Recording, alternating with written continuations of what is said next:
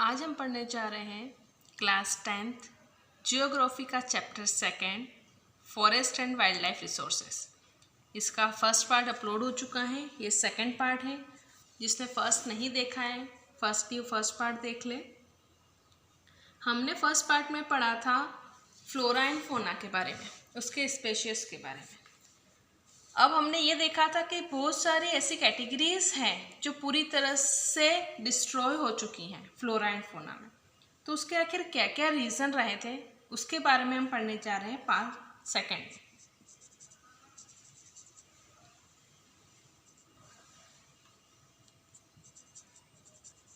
The reason for extinction, आखिर उसके पूरी तरह से लुप्त होने के क्या क्या रीज़न रहे हैं।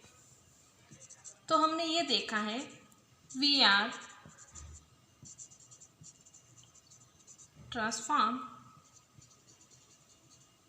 नेचर इनटू रिसोर्स, यानी हमने जितनी भी नेचर की चीज़ें हैं उन सारी चीज़ों को हमने अपने रिसोर्स में कन्वर्ट कर लिया है। सारी चीज़ें यानी नेचर से हमें जो जो भी मिलता है वो कहीं ना कहीं हमारे लिए यूटिलाइजेशंस के लिए होता है, और उसी यूटिलाइजेशन को हमने एज ए रिसोर्स नाम दिया है। और उन नेचर चीज़ों को हमने डिस्ट्रीब्यूट किया है काय में, flora and fauna.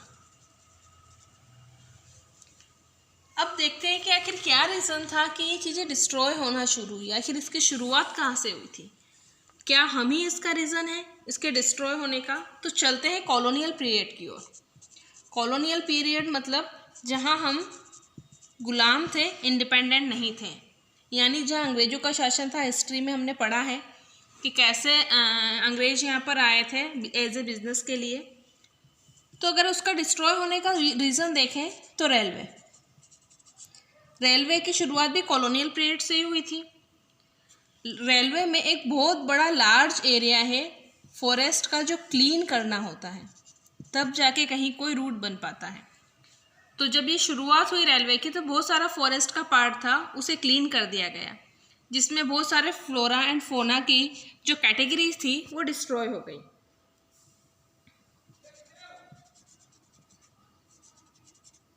Useful tree grow, useful tree grow का मतलब सपोज हमारे लिए कुछ ट्री ऐसे होते हैं जो बहुत बेनिफिशियल होते हैं, वो मेडिसिन में या किसी और थिंग्स में बहुत ज़्यादा यूज़ आते हैं। इसका एक एग्जांपल हम आगे देखेंगे बुक में। तो क्या हुआ, कॉलोनियल पीरियड में उन ट्री का अधिक से अधिक यूज़ किया गया और उन ट्री की पूरी प्रजाति कहीं ना कहीं खत्म होने की कगार पर आ गई थी। Third thing, meaning activity. Mining activity means जो खदानें हम खोदते हैं वहीं कहीं ना कहीं अगर सपोज उस खुदाई के बाद हम उसे भरना भूल जाते हैं या उस प्लेस को ऐसा ही छोड़ देते हैं तो पूरी तरह बंजर भूमि हो जाती है। वहाँ पर हमें कोई भी ग्रो करना, कोई भी थिंग्स ग्रो करने के लिए बहुत मुश्किल होती है। तो वो भी एक तरह से फ्लोरा एंड फोना की कहीं ना कहीं किसी पार्ट को डिस्ट्रॉय करने में है। उसके बाद आता है शिफ्टिंग कल्टीवेशन।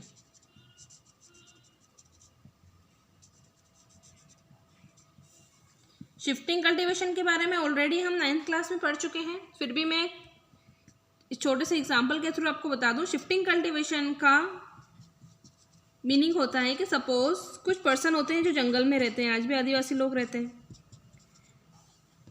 तो वो लोग क्या करते हैं, एक बहुत बड़ा फॉरेस्ट है तो उनके खेती के लिए उसके पास लैंड नहीं होती है, तो उस फॉरेस्ट में कहीं ना कहीं वो आग लगा देते हैं, सारे पेड़ों को जला देंगे। उससे जो ऐश बनेगी उस ऐश को उस मिट्टी में सॉइल के साथ मिक्स कर देंगे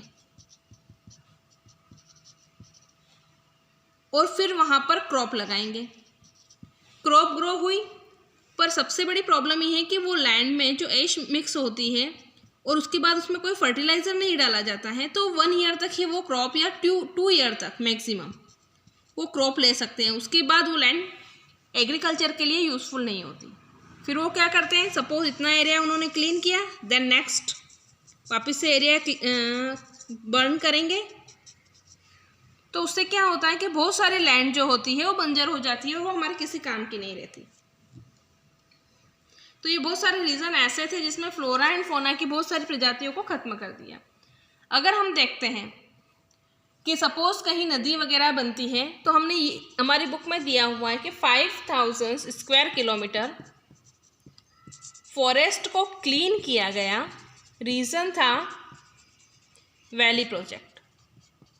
इसमें एक एग्जाम्पल भी दिया गया था नर्मदा नदी का। उसके लिए 40,000 हेक्टेयर एरिया को क्लीन किया गया था। यानी ये कहीं ना कहीं वाटर रिसोर्स था, लेकिन कहीं ना कहीं हमारे लिए वो प्रॉब्लमेटिक भी रहा, यानी कुछ पाने के लिए कुछ खोना पड़ता है, लाइक दिस। अगर हम देखते हैं वहीं, तो बहुत सारे लोग आज भी वुड कलेक्ट करते हैं। वुड कलेक्ट करने का रीज़न कहीं ना कहीं वो वुड उनके काम में आती है।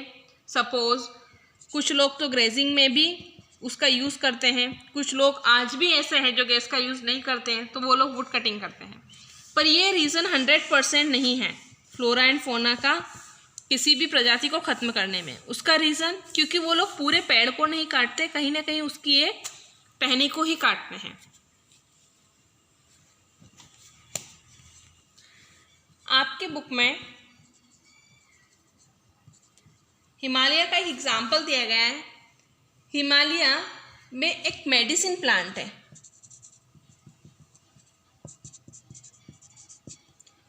वो मेडिसिन प्लांट जो है वो अधिकतर क्या यूज़ करता है, कैंसर की दवाई बनाने में अधिकतर उस ट्री का यूज़ किया जाता है। तो अब उसकी प्रॉब्लम क्या है, उसको कहते हैं टैक्सोल। तो वो प्लांट अधिकतर पूरी तरह से ख़त्म होने पर है। रीज़न क्योंकि बहुत सारे लोग उसकी कटिंग करके ले जाते हैं, लेकिन न्यू ग्रो उतनी नहीं हो पा रही है जितने कहीं उसका यूटिलाइजेशन हो रहा है। तो कहीं ना कहीं वो प्लांट भी ख़त्म होने की कगार पर है।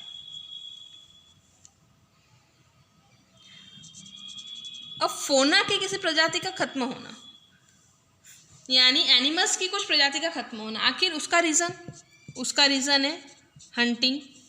आज भी लोग शिकार करते हैं। सेकेंड, पोचिंग यानी एनिमल के घरों को ख़त्म कर देना।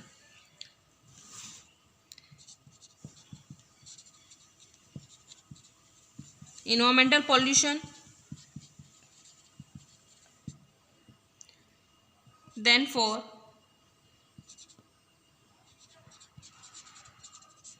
Unequal access. यानी ये सारी रीज़न है जिसमें फोना की बहुत सारी प्रजातियों को ख़त्म किया है। देन ये हमने देखा है कि हमारे यहाँ पर बहुत सारी पॉपुलेशन बढ़ती जा रही है